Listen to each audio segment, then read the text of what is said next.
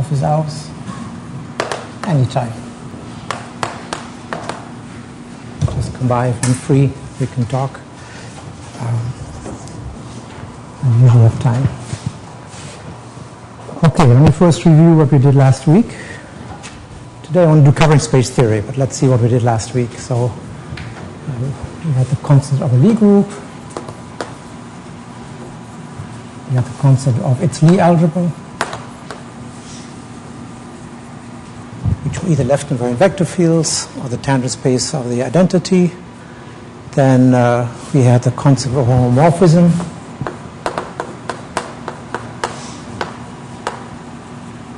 So homomorphism which was differentiable. Then we showed that if I take d phi, which is a short form for d phi at the identity, which goes from H to G, is a Lie algebra homomorphism.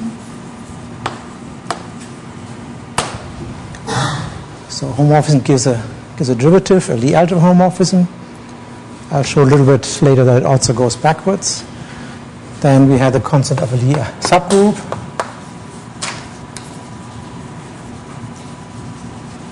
Remember, it was important that it's one-to-one immersed, not embedded in G. So H and G were Lie groups. This was a Lie subgroup. This then implied that H contained in G is a Lie subalgebra.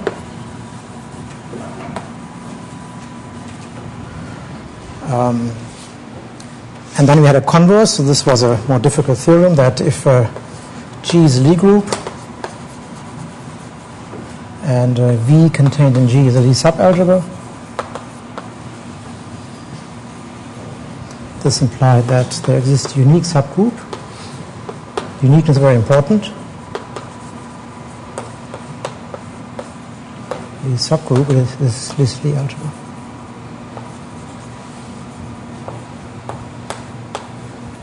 So I can integrate, if you want, to every subalgebra to a subgroup. I think that's what we discussed last time. Maybe. So one more thing that fits into this topic, which I hadn't discussed yet, was if I have two homomorphisms,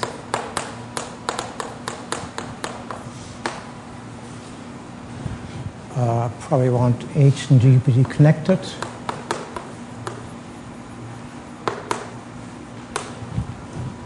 Such that the derivative is the same, and the homomorphisms are the same. Okay. So homomorphisms are uniquely determined already by the derivative identity. The converse we're going to have to discuss today is more subtle. Given a Lie algebra homomorphism of the Lie algebras, does it come from homomorphism? That's not always true, but in this direction, if I have two homomorphisms, they're uniquely determined by their derivative. Proof is a useful trick, which says that H contained in G is a Lie subgroup if and only if the graph of phi is a homomorphism, is a unique group homomorphism if and only if the graph of phi, so defined as a set of all G, phi of G, or G and H. Notice that this is lies inside H cross G. Right, so I start at G in H. I look at the image in G, so it sits inside H cross G. So Lie group is a homomorphism if and only if the graph is a Lie subgroup.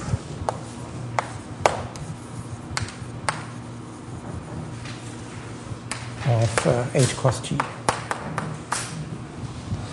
So first, you have to remark that clearly if I have two Lie groups, that product is a Lie group, right, with the obvious structure, the product of the multiplication, product of manifolds is manifold.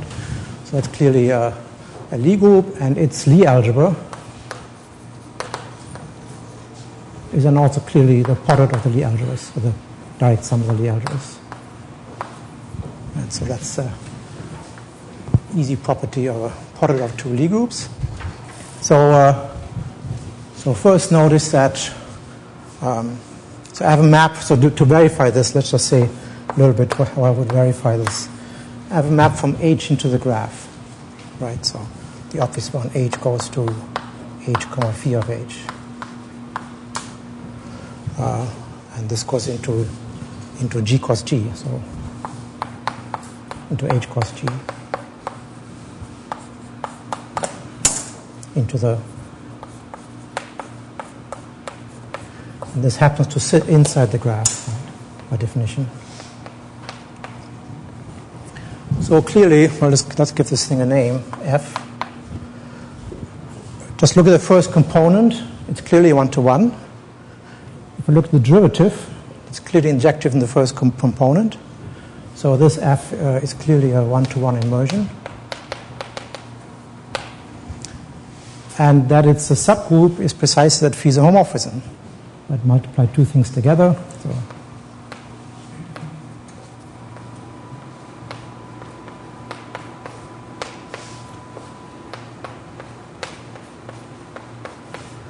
in the product structure, in multiplication of the product, right, this is then clearly H1, H2, phi of H1, phi of H2, because it's homomorphism, that's H1, H2, phi of H1, H2, which again sits inside the graph. All right. How do I abbreviate it? Graph. And conversely, right, if the graph is a subgroup, that clearly implies that phi must be homomorphism. That's kind of a neat way of reinterpreting, if you want to, that something is a Lie subgroup. Okay. What's the Lie algebra of this Lie subgroup? Let me write it like this. Well, that case, it's simply the graph of d phi. So in other words, a set of all x, comma, d phi x, where x lies in H.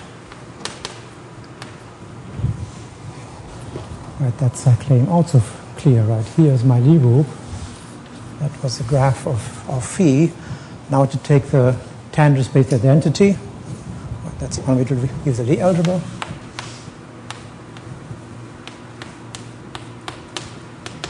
Well, just differentiate, right? So certainly here I get x, and here I get the derivative. So that clears the tangent space for differentiating.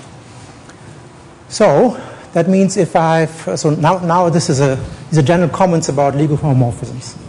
Kind of a nice way to interpret it. Also, by the way, just like before, if the graph of d phi, if the graph of a Lie algebra homomorphism is a Lie subalgebra, that's equivalent to being a Lie algebra homomorphism. So two general facts about legal homomorphisms and Lie algebra homomorphisms. Just look at the graph. Very nice trick. So if I have now two homomorphisms phi and psi, I can apply this principle to both. I know that d phi is equal to d psi in the theorem. This implies that the graph of d phi is a graph of d psi. Right. And we just said, well, the Lie algebra of the graph itself is the graph of the derivative. So now I can use uniqueness. Right. Here we said that given a subalgebra here, there exists a unique Lie subgroup with that Lie algebra. So here the graph of phi and the graph of psi have the same Lie algebra.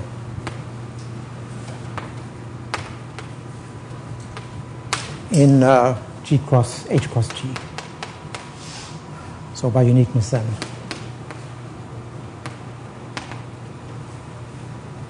Phi is equal to psi. Okay, so this uniqueness is very important for Lie subgroups. Okay. Useful trick to remember here in the proof. Okay. There's an abuse notation there. When you say the differentials are the same, you imply that the graph of the Lie algebra, in the Lie algebra is the same. Yes. So you say deep C. The graph of deep C is this right here, inside H direct sum G. So if I have two homomorphisms with the same derivative, I get the same graph. Right? Was that your question? And now I say, well, these two here, since phi and psi homomorphisms are subgroup inside the Lie group H cross G, and they are Lie algebra. That's what we said right here. The Lie algebra of the graph of phi is the graph of deep C. So they're the same Lie algebra inside the Lie group H cross G, and therefore they must be the same. Using also the assumption that H is connected. Right? So I had to use here that H is connected. Okay. Okay, that was, I think, the last topic from this section that I wanted to cover. Well, maybe one theorem we're going to use frequently, which I don't want to prove now. Very, very useful. And not so easy to prove. If G is a Lie group, H contained in G is a subgroup, and H is closed in G. This implies H is a Lie group. So particularly it's a manifold, that's not assumed, and in fact a Lie subgroup of G.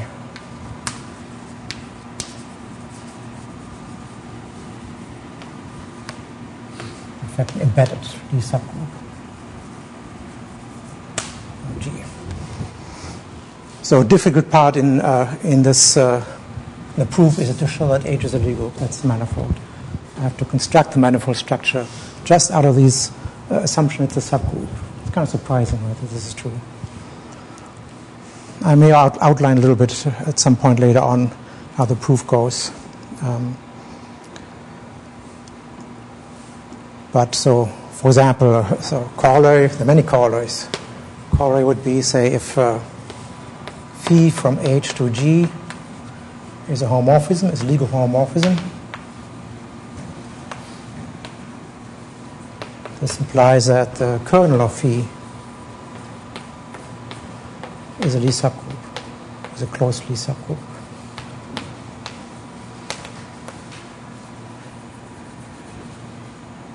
It's certainly a subgroup because of the kernel of a homomorphism. It's closed because it's defined by an equation. Right? Whenever something is defined by an equation, so instead of all H in H, phi of H is an entity. Anything defined by an equation under a continuous map is closed. So I have a closed subgroup, so it's a Lie subgroup. And there are many applications of this kind here, where you look at something, it clearly respects group multiplication, and it's closed, then you're done. It's a Lie subgroup.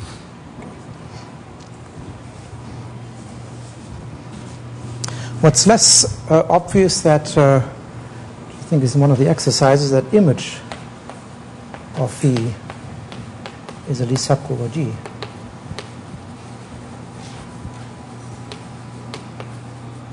Right, so the image in here is certainly a subgroup, but not necessarily closed. Nevertheless, it's a Lie subgroup. So that's one of the exercises that you should do later on.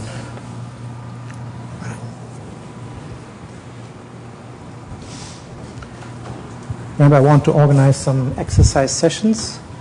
In fact, I think what we should do next week, I'm at a conference next week. I won't be here, both Tuesday and Thursday. So I'd like you guys to run an exercise session on the material we finished last week and this week. On Thursday, we can see how far we get. And I'll give you maybe also a printout with the problems I want you to do. And maybe someone can volunteer to run it. Then you get together at the same time as class and you discuss the problems.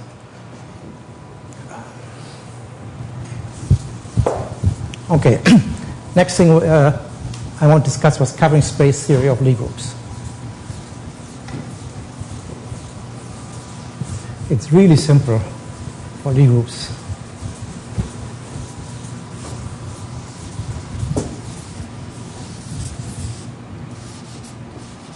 So let me kind of say the theorem that we're after in the end.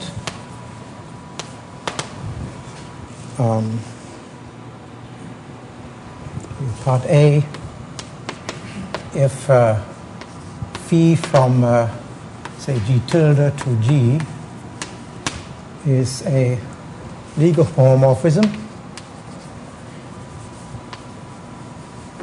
plus a covering, then the kernel of phi is contained in the center of G tilde, and it's a discrete subgroup of the center. And conversely, if gamma contained in the center of G tilde is a discrete subgroup,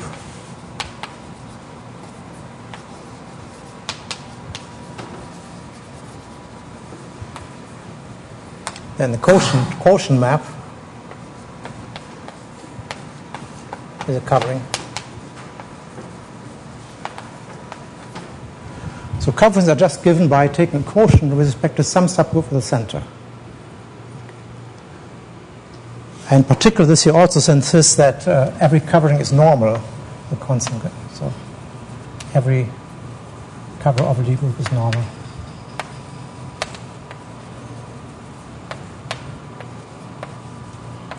Normal, or there's several different names. What's another name for normal? Do you know what a normal cover is?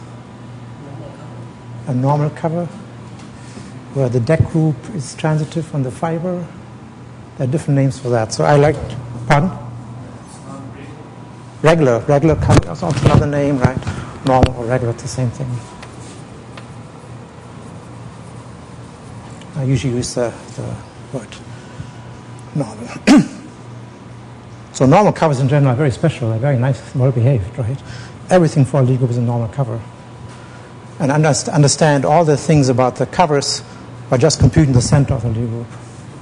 Okay, so for that, let me review first some covering space theory, in case you haven't seen it or forgot something. So, say pi from m tilde to m is a cover if for all p and m there exists what are called evenly covered neighborhoods.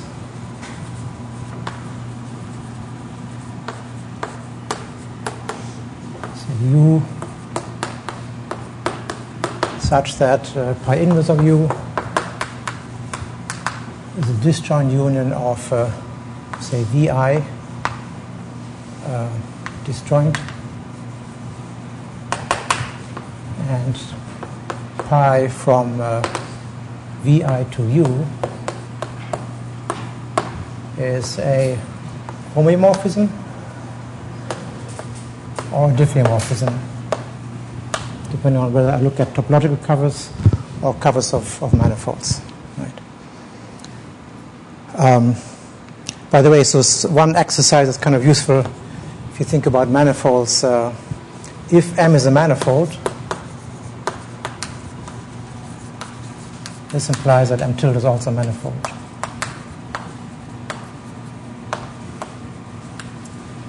So if I just have a topological cover and the base is a manifold, the total space is a manifold, right? Not quite elementary, that exercise. There's one hard part. Have you ever tried this exercise? What's hard in this exercise? Creating charts is not so difficult, but what is hard? See, for a manifold, you have to have charts. You have to have this Hausdorff, and then it's second countable. Second countable is hard. That's not so obvious. Anyway, so we just accept this. And of course, then if this is a manifold, then this map pi, by definition, will then be a diffeomorphism. So this is our picture, right? So here is U, and over this I have the sets V are sitting, which are all disjoint. Okay. And pi is onto. So it's onto and has evenly covered neighborhoods. Right? What's the most important property of a covering?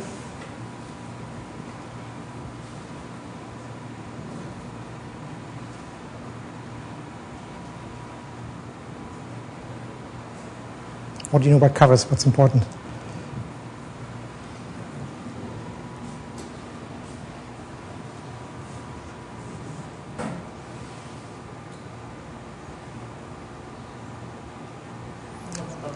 Pardon? Lifting properties, yes. In fact, in some way it's equivalent. So there are two different versions. Say if I have F, a map from interval into the base M.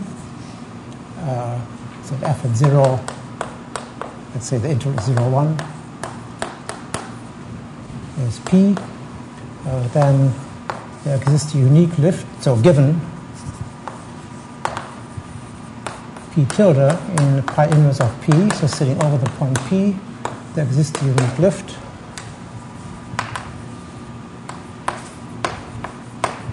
F tilde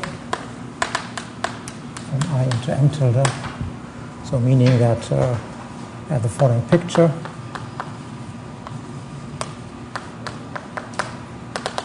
This is my lift, F tilde, such this diagram commutes. And F tilde starts at the point P tilde. So this picture is kind of obvious, right? Here I have a point P. Pick at any point in the fiber. The path here has a unique lift, which is the path here. Right? So that's the uniqueness of path lifting. Then I can also lift homotopies.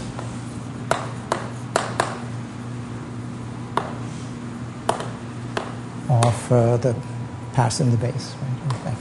I won't write that down. This won't be that important for me, but in fact, any map that has this kind of unique homotopy lifting property is a covering. It's an equivalent definition. It's the most important property of a covering. This lifting one also has to discuss in a more general setting where the domain is not an interval but some manifold. So let's say N is a manifold. And I have a map F from M into the base of the cover. I want to know when does there exist a lift. So a lift exists. Lift again meaning this is my map F tilde. Does it always exist? Under what condition does it exist? The image of the fundamental group must be contained in the image of the pi. Yes. If and only if F star of pi 1 of the domain is contained in pi star of pi 1 of M tilde. If such a thing exists, of course, that's clear, right? This image of pi must be this must be contained in this because I can go this way. But certain necessary condition, it's necessary and sufficient. And again, and F tilde is unique.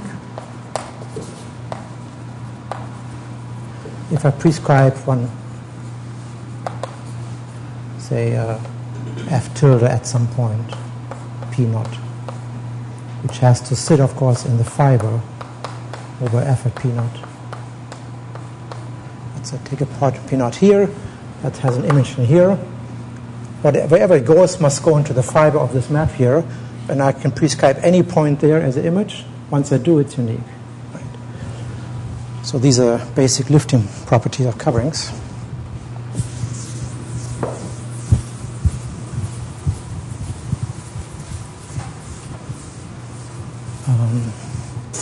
Then I have a deck group of covers. We call it D of pi. What's a deck group?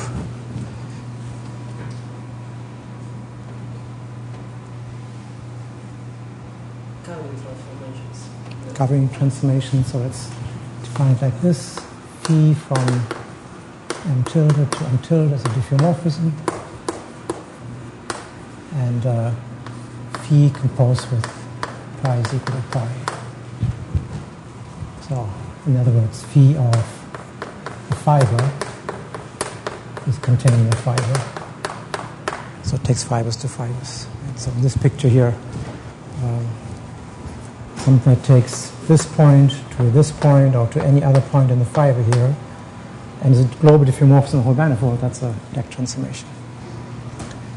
And pi is called normal or regular.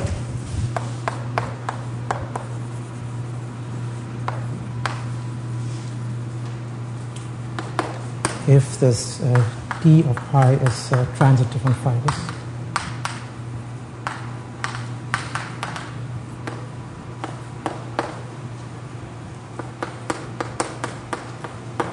So if I can go from any point to any other point in this fiber here for some globally defined diffeomorphism, that's a very strong property, then the cover is called normal. Okay. And maybe the last thing is the existence of a universal cover. Given M, there exists a unique universal cover.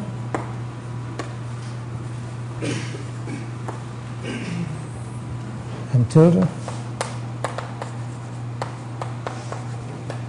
which means that the Ferrante group of the total space is trivial. Right. So there's a unique cover where the total space is simply connected. Okay, so some of the basic concepts of covering space theory. Everyone more or less familiar with this? Coverings? I give some references in the notes if you want to brush up a little bit on it. So now we're going to carry this over to Lie groups. Maybe at least leave the definition here.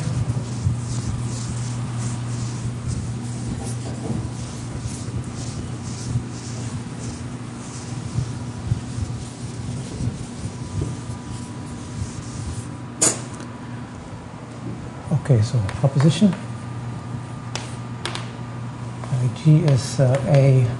So in covering space theory, usually everything is connected, right? So M and M tilde here is connected.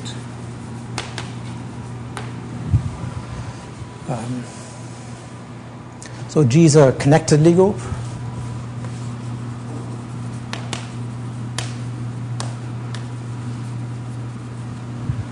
And G tilde is a topological space. And pi from G tilde to G a covering in the topological sense. Then G tilde is a Lie group such that pi is a homomorphism.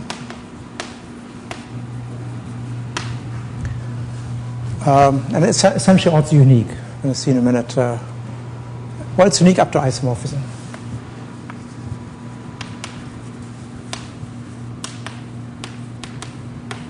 So in some sense, I can always lift the multiplication on G to any cover of G. It becomes a Lie group. Okay. That's maybe part A. Let's see what I want to combine.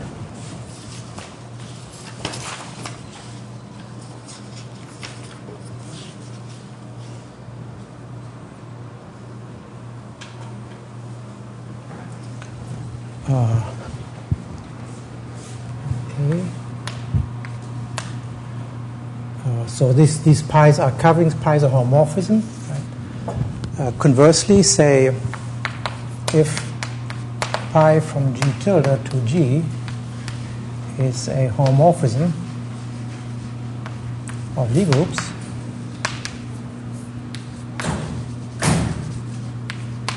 then pi is a cover if and only if the derivative of pi, well, homomorphisms are usually called by phi, right? Let's just distinguish them a little bit.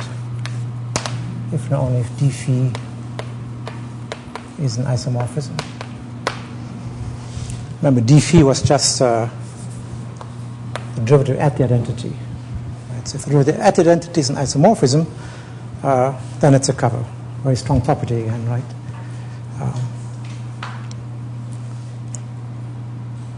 Notice this at the moment just says it's a local diffeomorphism in a neighborhood entity. Right? In general, local diffeomorphisms aren't covers. Right? So it's a stronger property to have an evenly covered neighborhood than just a local diffeomorphism. Okay, so that's our first goal.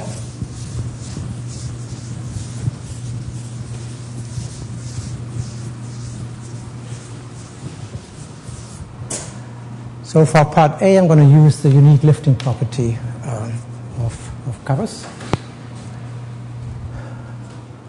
G tilde right now is just a topological space. First, I can observe that G tilde is a manifold such that pi is a local diffeomorphism. So I mentioned that earlier, right? If your base of a cover is a manifold, the total space is a manifold, and then pi becomes a local diffeomorphism. But now I have to make it so as a manifold structure, I have to define a multiplication. The multiplication is smooth. Right? So I have to decide what's the identity element, because that should be sit over the identity on the base. So make a choice. Okay, once I make that choice, everything else is determined. So, for example, I can lift multiplication in inverse. Let's say you take the inverse. Inverse goes from G to G. Then I draw the diagram that I have mapped from G to G. I have a cover, the cover pi. And I want to claim there is a lift I tilde. Okay. Such as this diagram commutes, of course. For this, I have to check something. Right? Remember we said lifts exist if and only if the image of this is contained in the image of this for pi 1. So what would I lift here? I would lift this composition. Right. So I have a map from G tilde to G, which is pi composed with I. I have my cover here. And my lift would be this map right here. Okay. So I have to show that under this map right here,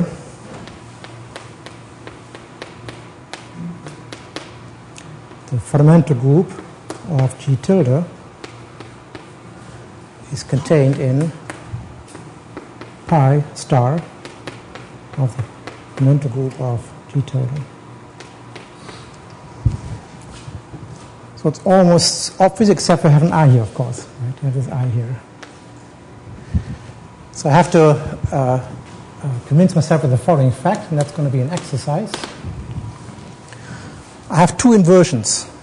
So I have let's say I have a fundamental group of a Lie group at the identity. And of course, if I have a homotopy class in here, I can define its inverse in the sense of homotopy, which is just a homotopy of the path going backwards. Right, that's the inverse in the group. Now I also have the homotopy of the inverse in the group sense. Right, I have a path here which takes T to a gamma of T, and then take the inverse in the group.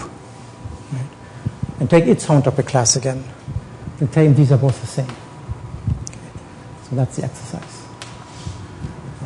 Not quite obvious, right? Going backwards and taking the inverse image of each point are certainly different paths in G. Show they're homotopic.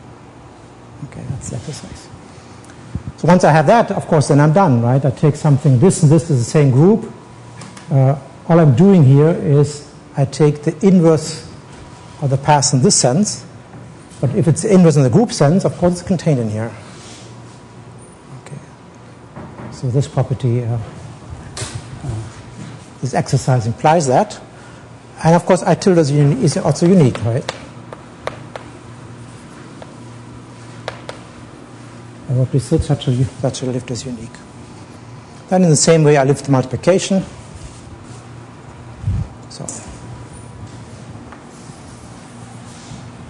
given multiplication M from G cross G into G,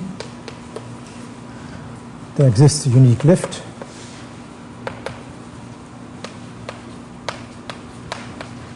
M tilde from G tilde cross G tilde into G tilde, such that I have to just prescribe it at a point. Of course, the product of identities must be identity, right? And such that the corresponding diagram commutes. So I think it's clear now which diagram I mean.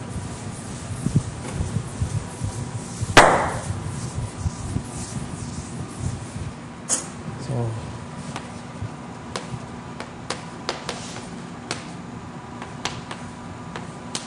this is pi cross pi, the cover. That's multiplication. That's my cover. And this here is my lift. It's up to the diagram commutes. So now I have an inverse. I have a multiplication. But then you notice that M tilde and I are smooth.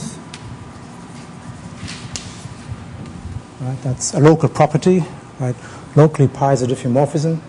So if it's smooth here, it's also smooth up here, by the way I constructed it.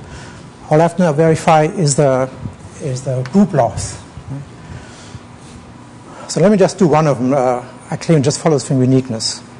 So for example, M tilde of G tilde, I of G tilde, should be E tilde. Right? This would say that G times G inverse identity. Right? So for this, I just look at the map from G tilde to G tilde, which takes G tilde to this object here.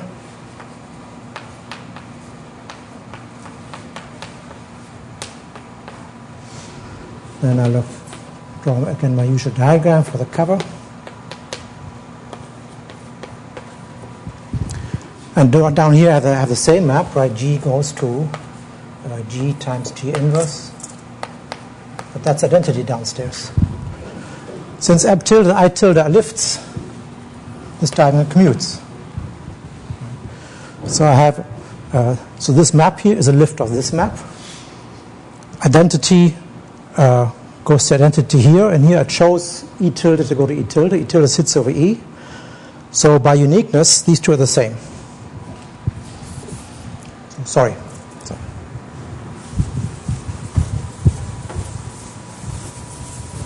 So M tilde, I tilde is a lift of the inverse, right?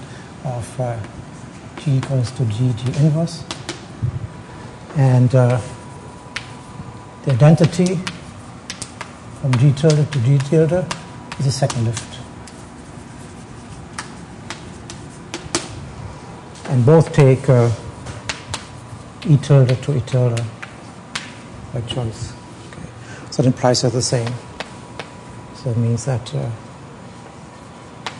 M tilde or G tilde, I G tilde must be E tilde. Okay, so just write down the group law, and then since it's a lift, use the group law downstairs, and lift it, use uniqueness, and get the group law upstairs. So I won't write all the other ones, properties of a group. You can now do by yourself. That's easy. Okay. Of course, now by construction, pi is a homomorphism. So now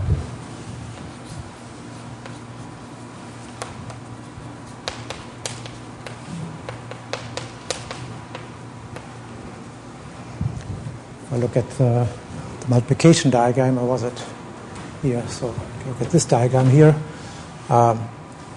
This diagram commutes, which precisely is that pi will take a product up here into a product down here. That means it's a homomorphism. Okay, that's part A. So cover of a Lie group is a Lie group.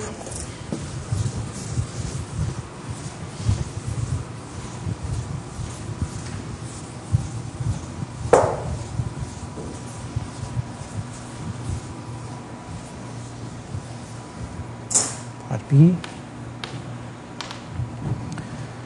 So I have two Lie groups, G tilde and G. I have a homomorphism, and I assume that D phi is an isomorphism.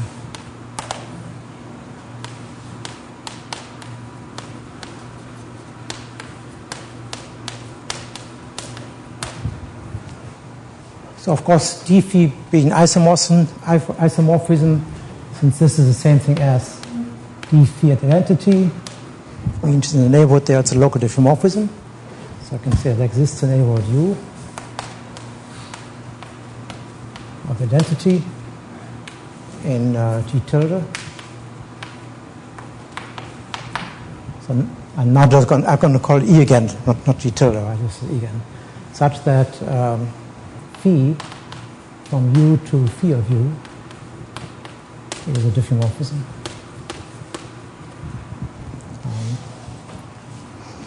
Let's see.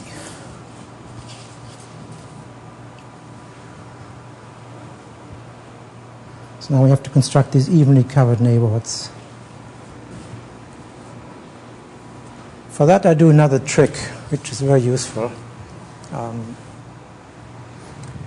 I claim there exists a V contained in U, again a neighborhood of identity, a smaller one, such that V times V inverse is contained in U. Right, so now I'm using continuity of the product and continuity of the inverse. What does this mean here? This means that if I take any V, multiply it with the inverse of any W, it should be in U.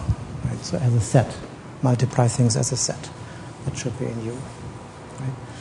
So multiplication is continuous, inverse is continuous. Clearly E comma E goes into E. So that means there must be smaller neighborhood whose image sits in here. Okay. So these kind of smaller neighborhoods here, they're often very useful in proofs. And now I claim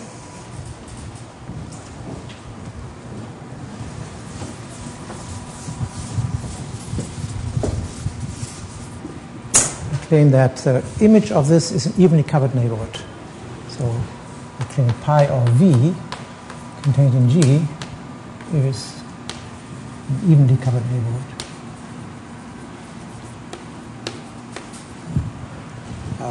Of the identity right now.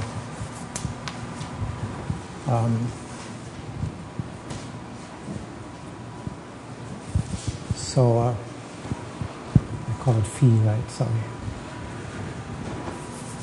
Phi is homomorphism. So I'm going to look at phi inverse of phi.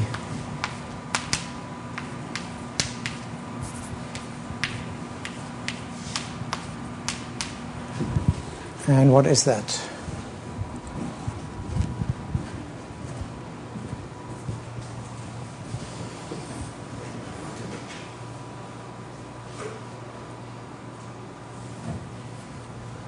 After now, someone use a property that phi is a homomorphism.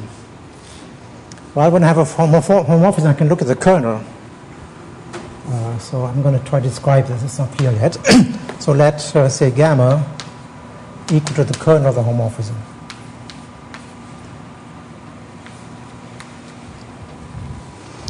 So that's a subgroup of G tilde, because it acts on G tilde by multiplication. And I claim that this is the disjoint union of gamma of V, where gamma lies in this kernel gamma disjoint.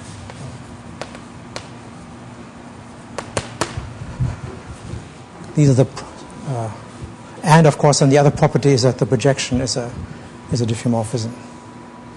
So certainly, if I look at phi and let it go from gamma V to the quotient, I just get V again. Right, multiplication by gamma lies in the kernel, so phi of gamma times a point is just phi of the point. Gamma lies in the kernel. So all these images of this small neighborhood V under the kernel again go downstairs into the group, into the same neighborhood V. And it's a diffeomorphism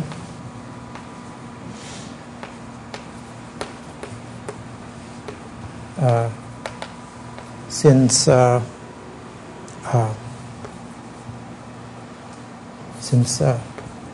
phi from V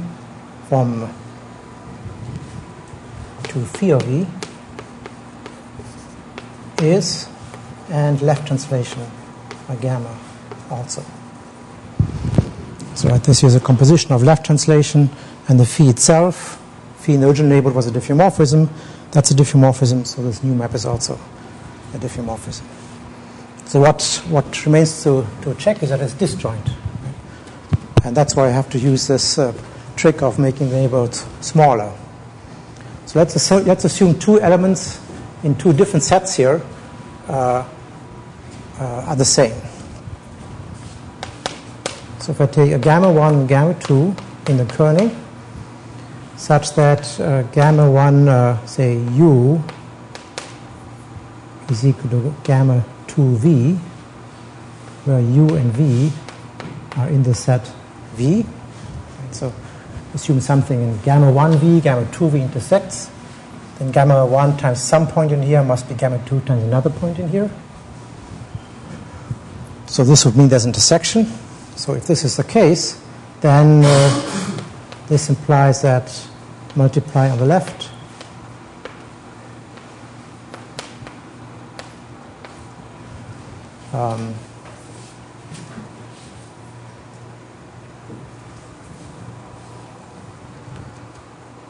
and let's see, multiply by u inverse on the right.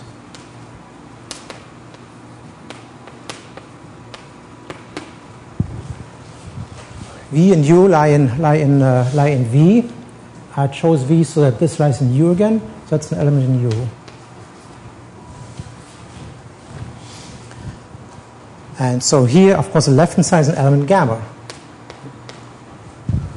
So an element gamma is equal to an element in U. Well, but that can't be, because gamma intersected U must be only the identity, because phi is a homomorphism and is a diffeomorphism in the neighborhood, right? If gamma was equal to u, then phi of gamma is phi of u, but this is a kernel, so that's identity. This would imply that u is identity, because on the small neighborhood it's a diffeomorphism. So, in other words, this can only happen if this element right here is identity.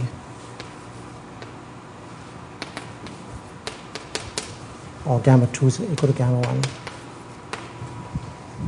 So two translates must be the same translate. Right. So this union here, this is really disjoint. And so it's clear one needs this kind of property that I used here.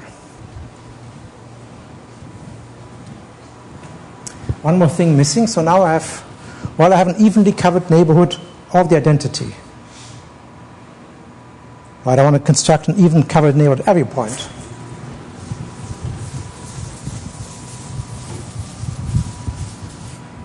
So V, phi of V is evenly covered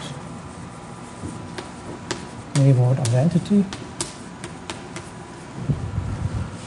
I want to construct one for every group element G. So what's an evenly covered neighborhood for some other group element?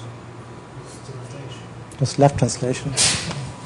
LG of phi of V is an evenly covered neighborhood of G. It's a little exercise, that's very easy if we just write it down. So now every neighborhood has an evenly covered neighborhood. I need one more property. See, as part of the definition of a covering was evenly covered neighborhoods, and it had to be onto. So the last step is I need to show that phi is onto.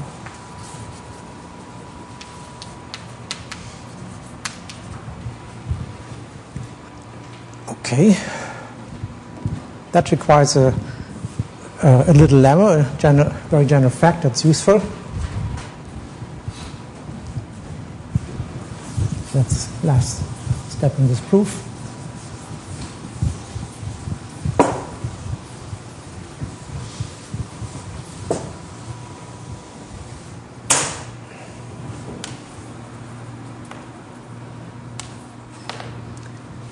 So G is a connected Lie group.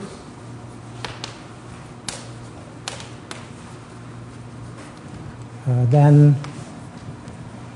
there exists a neighborhood for every. Just exists a neighborhood U of that entity such that U generates G. So in other words, every element in G exists a sequence of points in this neighborhood such that G is a product. So generated under group multiplication in that sense, right? So there's a small neighborhood entity such that if I take products, I get the whole Lie group. So one can often use this to say that if I can show something just for something near the entity, then as long as that something is invariant under group multiplication, it follows it's true everywhere.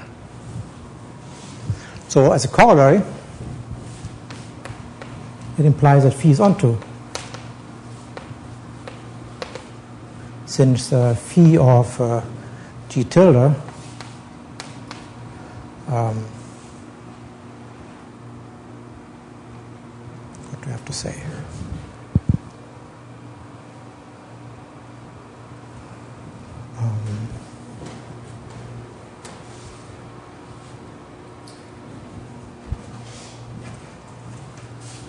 Since U is contained in phi tilde, right, U was my small neighborhood on which phi was a diffeomorphism. So that small neighborhood there is certainly contained in the image. This implies since phi are homomorphisms, the image must be everything. Because the small neighborhood generates the whole G.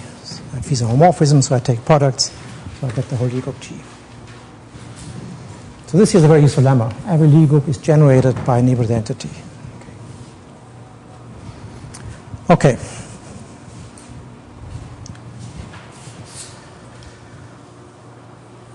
Next comes the classification of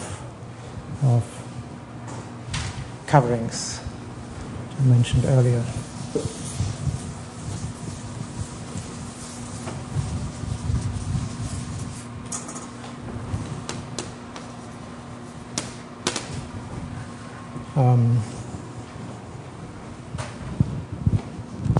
So of course now I can say if I talk about covering of Lie groups, I can just say, well, that's really the same thing as a homomorphism, which is a covering. So definition, right? The covering of Lie groups is by definition a homomorphism. That's the covering. But part 8 says that's not a restriction. Every covering I can make into homomorphism. Right? So when I say a Lie group covering, it's just by assumption homomorphism. So A, if phi from G tilde to G is a Lie group cover,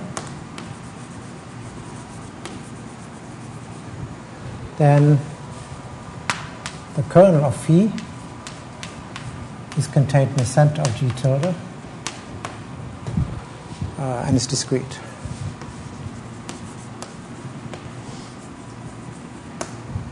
And then B was a converse. Gamma contained in the center of G tilde discrete. This implies that if I take the quotient, this is a Lie group cover.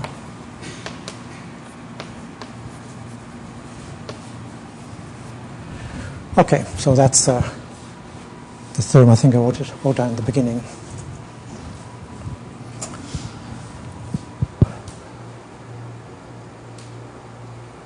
Again, for 8, that's a nice trick.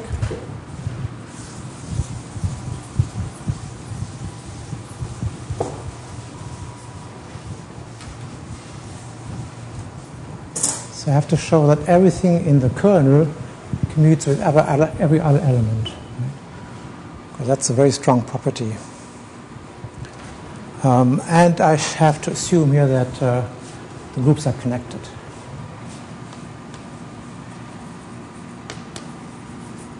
Because the whole covering space theory usually works under the assumption that your operators are connected anyway. So take an element gamma in the kernel.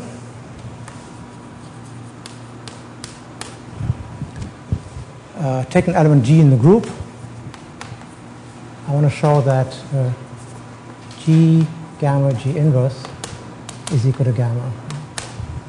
Right. That's what means it lies in the center. Well, so take a path.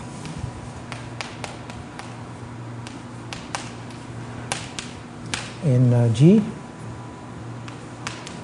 such that G0 is identity and G1 is G. I can do that by the assumption that G is connected. And now just look at this at the path. GT gamma, GT inverse. So when T is equal to 0, because I got gamma, let's call this alpha of T. So alpha of 0 is gamma. And when T is 1 at the endpoint, alpha of 1 is G gamma G inverse. I want to show the same. I don't want to say the path is constant, but what can I say? Well, I can say gamma is the kernel, but the kernel of a homomorphism is normal in G. It's always a normal subgroup. That means that this lies in G again. So alpha of T, lies in the kernel of phi for RT. But now observe that the kernel of phi inside, what do you call it, G tilde, is a discrete. Since phi is local diffeomorphism. But I assumed it was a cover, so it's local diffeomorphism.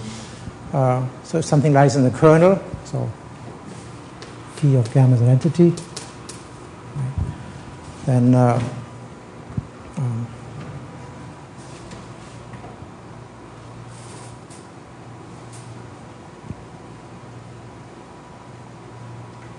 if I take a neighborhood of gamma on which phi is a local diffeomorphism, then no other element can go to the entity.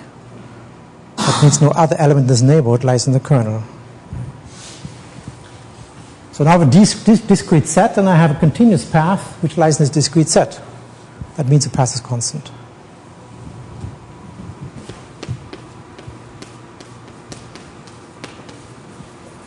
Can't have a path that lies in a discrete set unless it's a constant path. That means that gamma is G gamma G inverse. So that shows that gamma lies in the center.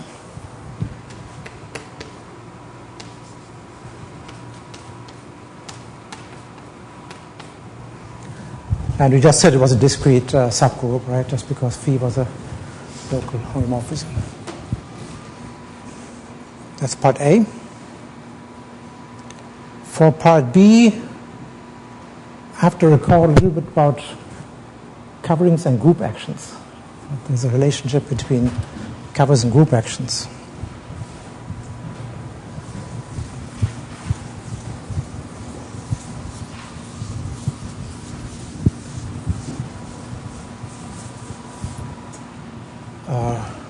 Again, in the either the topological category or the differential category.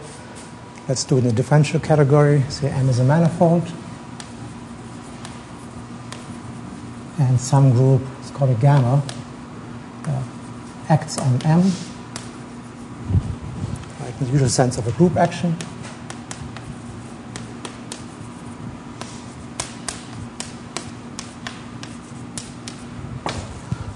For to be a group action, multiplication must be compatible. Right, so gamma 1 times gamma 2p is gamma 1 gamma 2p. Then I say gamma acts on the manifold M. And now I want to define what is a proper discontinuous action. So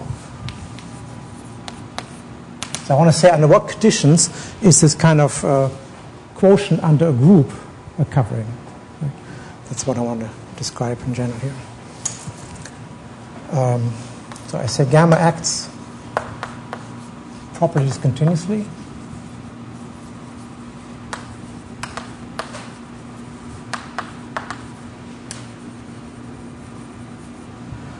If what is satisfied. So do you remember what that means, a proper discontinuous action?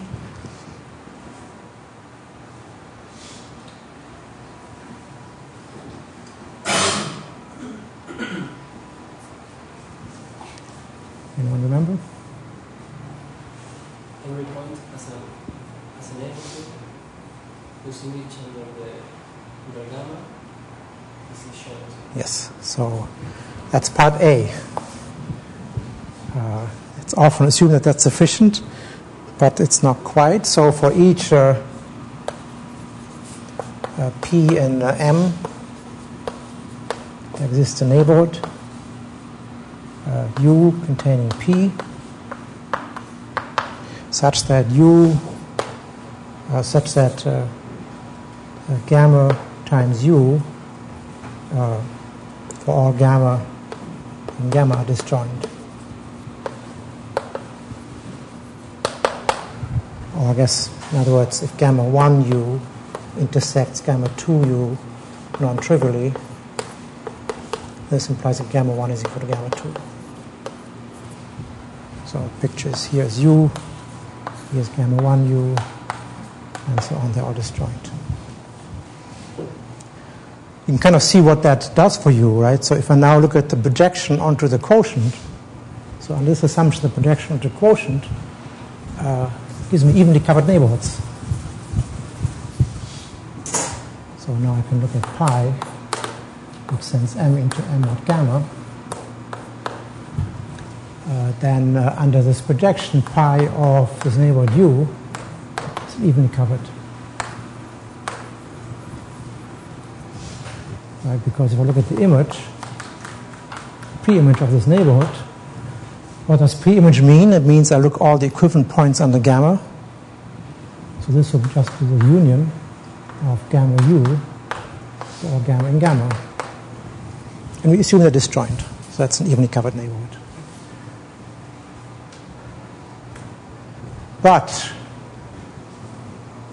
there's one part missing because of course I want the quotient to be manifold.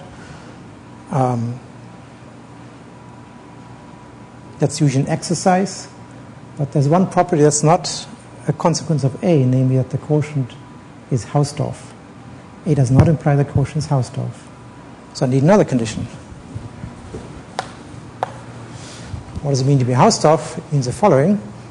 If I take points P and Q, so P doesn't lie in the orbit of Q, then there exist two neighborhoods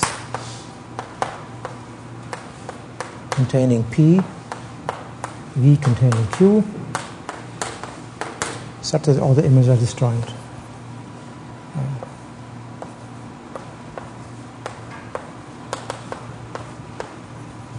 For all gamma 1, gamma 2, and gamma.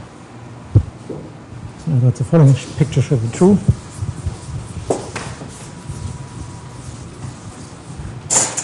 Here's a point P, here's a point Q. There should be neighborhood here, such that if I look at all the translates,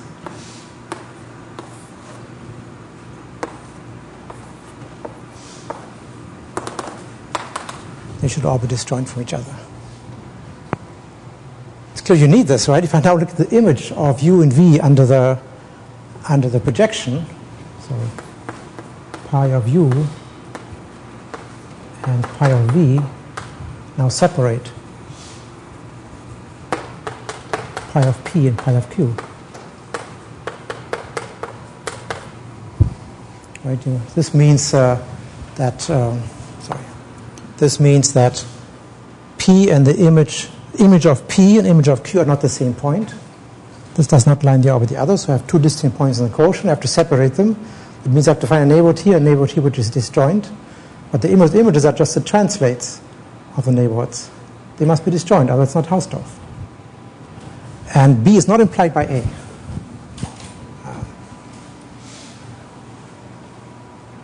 It's a good exercise to try to find a counterexample. Because usually when one talks about proper discontinuous group actions, one just thinks about topological spaces and topological covers, and then B is irrelevant. Because you don't necessarily assume that the topological space is Hausdorff, unless you say it, but B is needed for something to be Hausdorff. You often find this not quite correctly stated in books. They forget the condition B. Okay, so that's what I want to use to prove part B over here.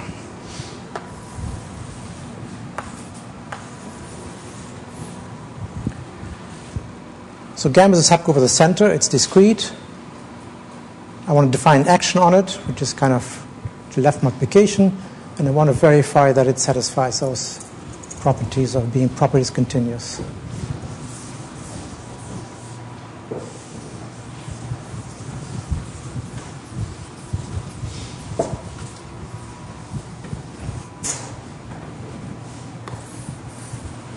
So gamma, which was the subgroup of the center, right, certainly acts on G by a left multiplication. Or right multiplication, it's the same thing because it lies in the center, right? So it doesn't matter which way I want to view it. Certainly, if I divide out by it, I get a group.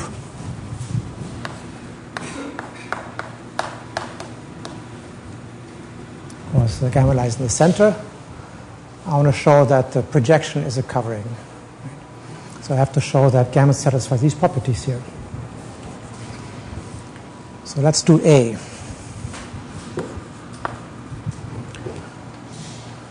So I want to find a neighborhood U. Let's see what we need. I need a neighborhood of the identity such that if gamma U intersected U is not empty, this should imply that gamma is an entity.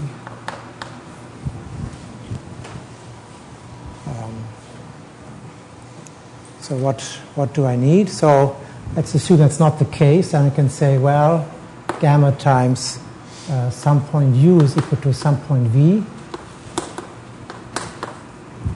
That's what it says intersection on empty. Well, then I would say, well, gamma is then V U inverse. So let's use our old trick again. Right? So choose a neighborhood V such that V times V inverse is contained in U. And then we claim that the property holds for V, for the smaller neighborhood V.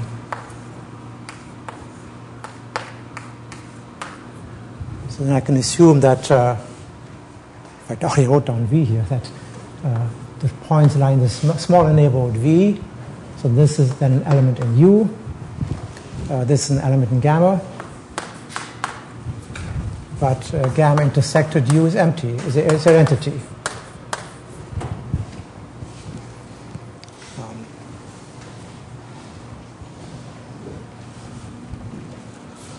Well, I guess that's how I should choose U, right? I said, what neighborhood do I want to use? So I'm going backwards. Choose U such that U intersected gamma is the entity. I can do that because gamma is a discrete subgroup of the center. Right? That means since by discreteness, I can define a small neighborhood of the entity which doesn't intersect it. So that intersection is just the entity. Then I find a small neighborhood V of that, which satisfies this here. And then I claim that all these sets can't intersect. Because then this equation implies this, and this finishes the property. Okay, that's part A.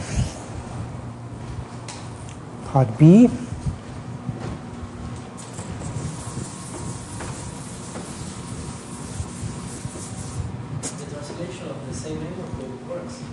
Yes.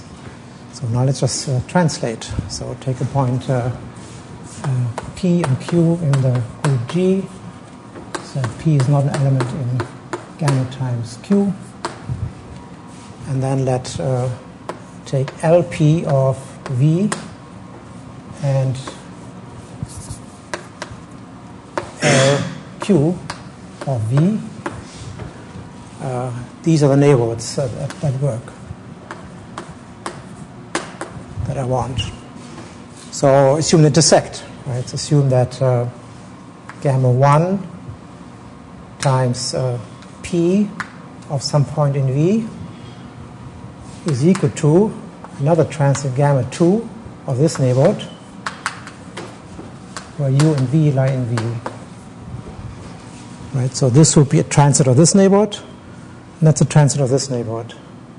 I think they can intersect, so just rewrite this. Gamma 2 inverse gamma 1. Let's see, times, put this on the other side, V U inverse, and times P times Q inverse.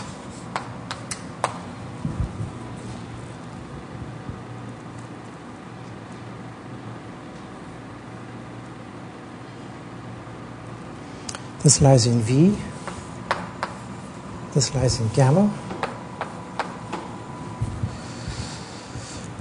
But that's not quite a contradiction yet. So I have to choose my neighborhood a little bit more special. Because P and Q are fixed. Right? We're fixing the points P and Q.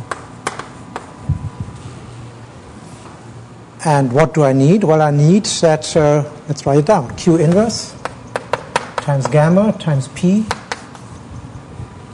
should not intersect with V or with U. Right? Once I have that, then the equality would be a contradiction.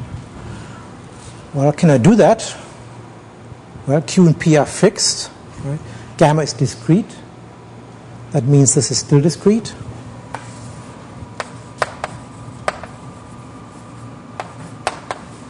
It's a discrete set, and I can separate with a neighborhood, possibly smaller. So choose V, say V prime. Right? So choose V prime. Such that this property also holds. Then I get a contradiction. So I can't quite choose the same neighborhoods. I'm making smaller so it works.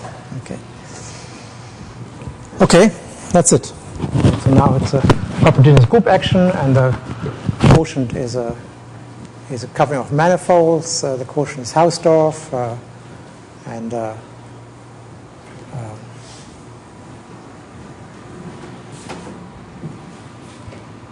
I'm done. Okay, what other property of coverings do I want to discuss quickly?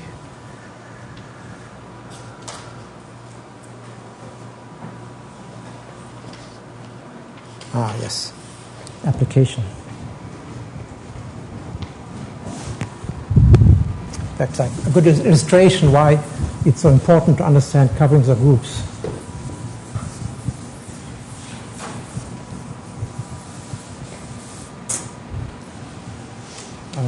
Well, maybe first a quick example. It kind of shows there aren't that many covers. Covers are kind of not as frequent as you might think.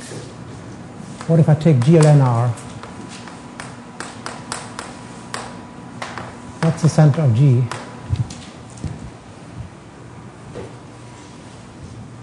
The homotopes. Right, so diagonal matrices.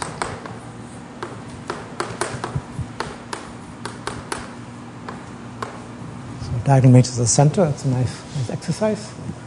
So it's isomorphic to R star, non-zero real numbers under multiplication. Right. What are the discrete subgroups?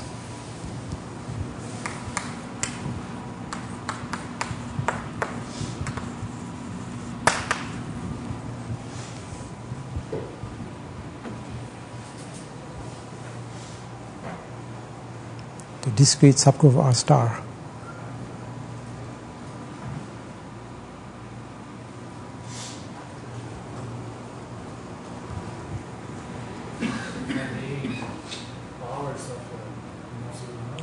Right. So I claim this implies that gamma is equal to set of 8 to the n for all n in Z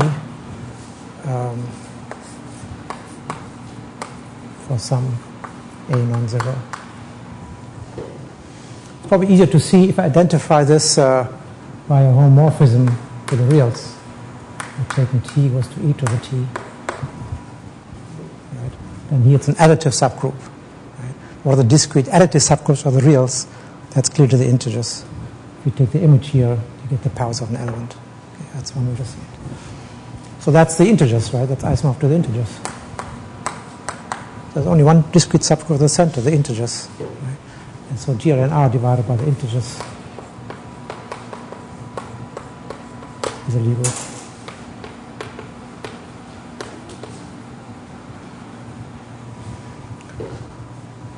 You can ask the question, which we can't quite answer yet. Maybe I'll just discuss the example a little bit. So here will be a natural question. What are all the Lie groups?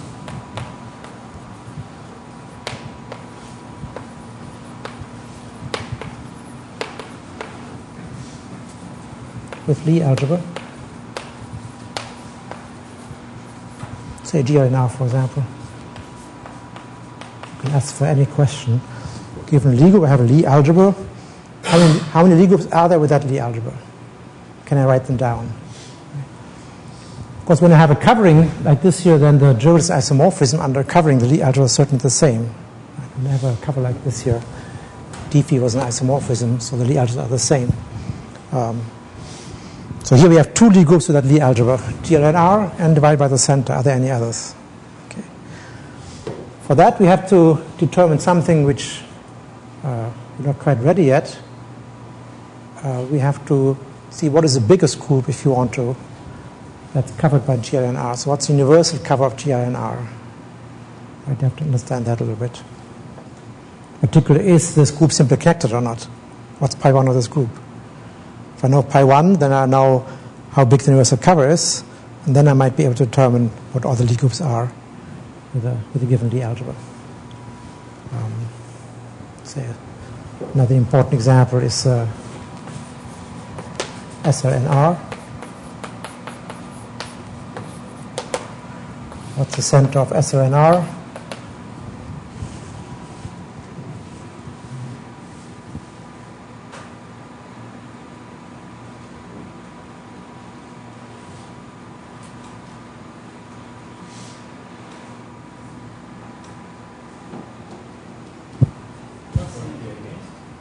Pardon? Or? Not always? Over there. You can have minus identity. Minus identity, right. So depending on n is even, right? So identity if n is odd, minus identity when n is even, plus or minus identity when n is even. So I can divide by Z2 for n even, right?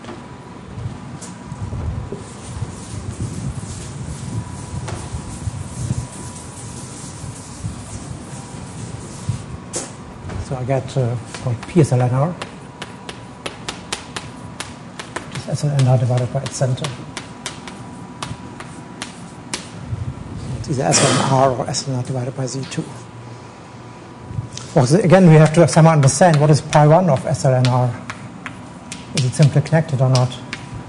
If not, what's the universal cover? And here we're going to show the following. It's Z when n is 2, and it's Z2 when n is bigger than 2. So it's never simply connected. Particularly this case here is interesting. That means that for SL2R, there's an infinite cover of SL2R, which then has the same Lie algebra.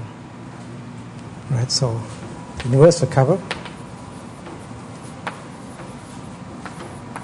SL2R, is also a Lie group. Right, it has the same Lie algebra as SL2R. And so let me call it like this here. This is the simplest example of something that's not a matrix group. So in exercise we're going to show later on that SL2R, universal cover, is never contained in GLNR for any n. It's never a matrix group in that sense. Okay. For n bigger than 2 it is, so SL, PSL, SL NR divided by Z2, and n is even and bigger than 2. That is a matrix group, but this one is not.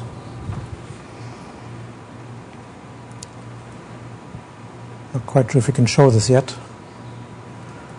But anyway, so there are two issues involved in understanding coverings. I'll give you a Lie group. I want to know what is the fundamental group, so I can write down what the universal cover is. I can look at the center of the universal cover, then determine what are the discrete subgroups, and dividing by these discrete subgroups will give me all the possible Lie groups with a given Lie algebra. So let us discuss that a little bit more. So there's a few more things about coverings I have to discuss on Thursday. We're almost done with that subject. Okay.